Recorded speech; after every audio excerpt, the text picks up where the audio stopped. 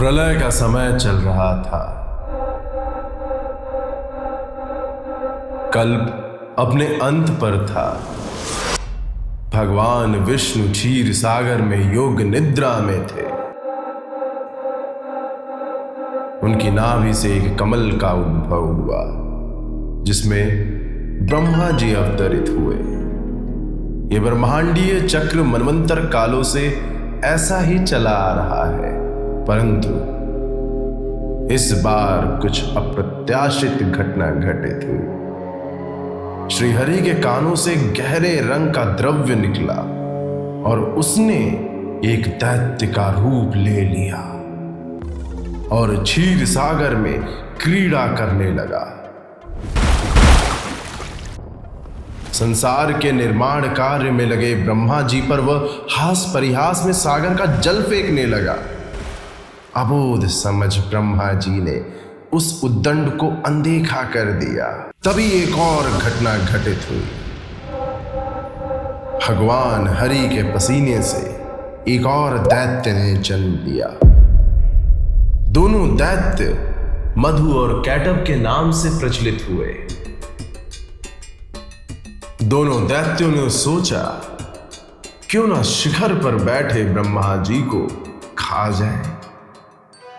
अपनी ओर दोनों दैत्यों को आता देख ब्रह्मा जी घबरा गए। योग निद्रा में लिप्त भगवान विष्णु से कहा, हे जगत पालक, असुर संहारक, विपदा निकट को आई है। युद्ध तो मैं भी कर सकता हूं, परंतु ये समय सृष्टि काल सब ध्वस्त हो जाएंगे। अब उठ जाओ हे जगत पालक गिरधारी, अब उठ जाओ। भगवान विष्णु नहीं उठे।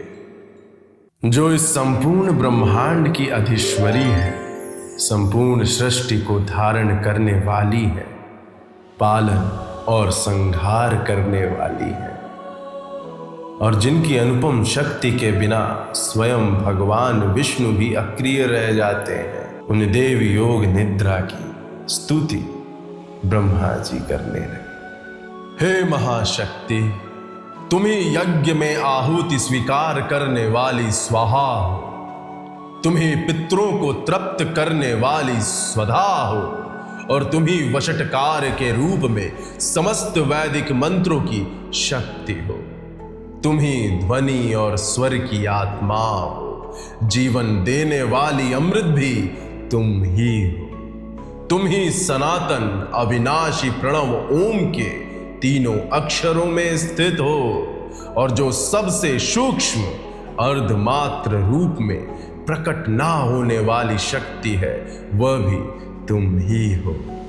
हे देवी, तुम ही संध्या हो, तुम ही सावित्री हो, और तुम ही समस्त सृष्टि की परम जननी हो। हे देवी, ये संपूर्ण जगत तुम्हारे ही अधीन है।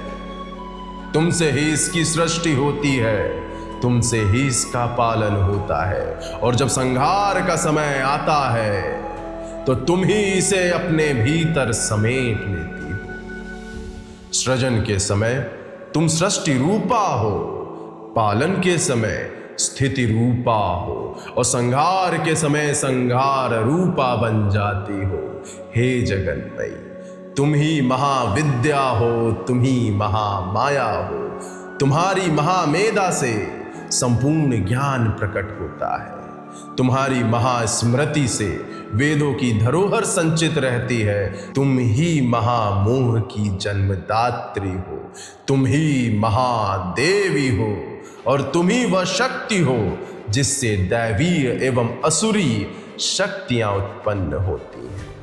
हे परम प्रकृति, तुम तीनों गुणों को उत्पन्न करने वाली शक्ति हो।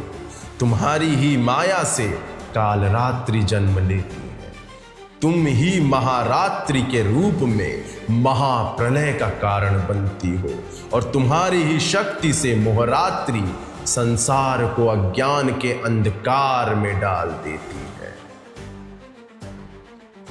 हे देवी, तुम ही श्री हो, तुम ही ईश्वरीय हो।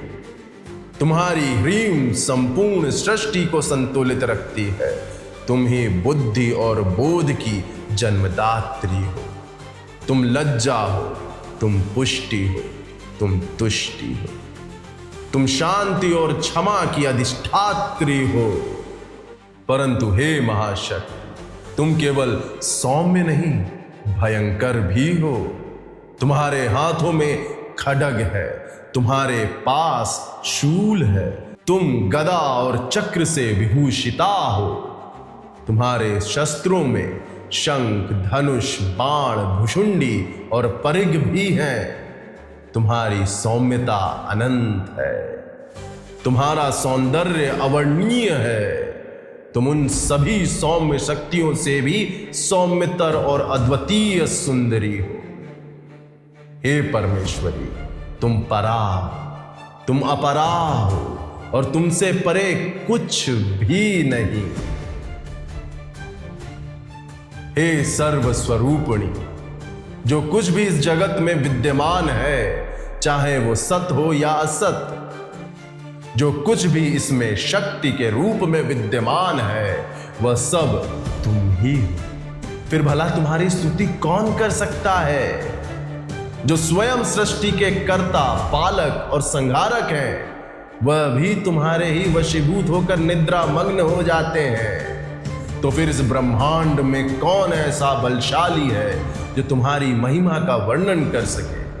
मुझको, भगवान शंकर को तथा भगवान विष्णु को भी तुमने ही शरीर धारण कराया है, अतः तुम्हारी स्तुति करने की शक्ति किसमें है? हे देवी, भगवान विष्णु अभी निद्रावश में।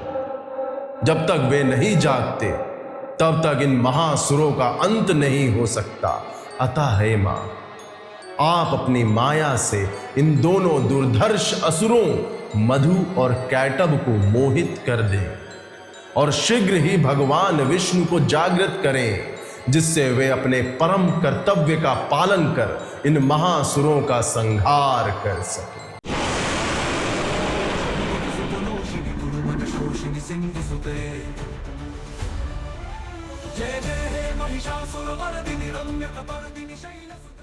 हे विष्णु, अब जाग जाइए, इस जगत को आपकी आवश्यकता है। जय जय हे महिषासुरमर्दिनि रम्य कपर्दिनि शैलसुते।